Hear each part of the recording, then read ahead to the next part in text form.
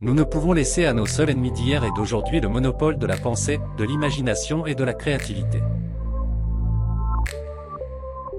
Un peuple conscient ne saurait confier la défense de sa patrie à un groupe d'hommes quelles que soient leurs compétences. Les peuples conscients assument eux-mêmes la défense de leur patrie.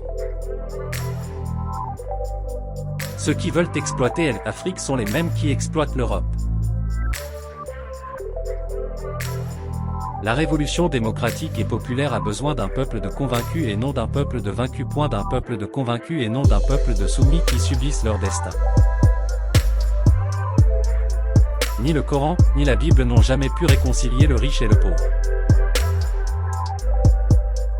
L'esclave qui n'est pas capable d'assumer sa révolte ne mérite pas que l'on s'apitoie sur son sort. Cet esclave répondra seul de son malheur s'il se fait des illusions sur la condescendance, suspecte d'un maître qui prétend l'affranchir. Seule la lutte libère.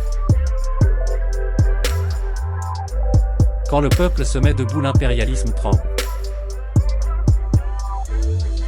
Le système néocolonial tremble quand le peuple devenu maître de sa destinée veut rendre sa justice.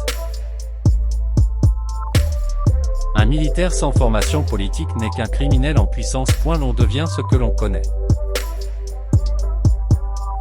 Le plus important, je crois, c'est d'avoir amené le peuple à avoir confiance en lui-même, à comprendre que, finalement, il peut s'asseoir et écrire son développement, il peut s'asseoir et écrire son bonheur, il peut dire ce qu'il désire. Et en même temps, sentir quel est le prix à payer pour ce bonheur.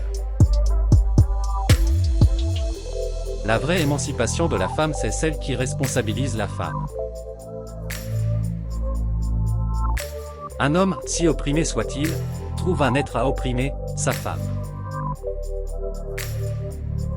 Il n'y a pas de révolution sociale véritable que lorsque la femme est libérée.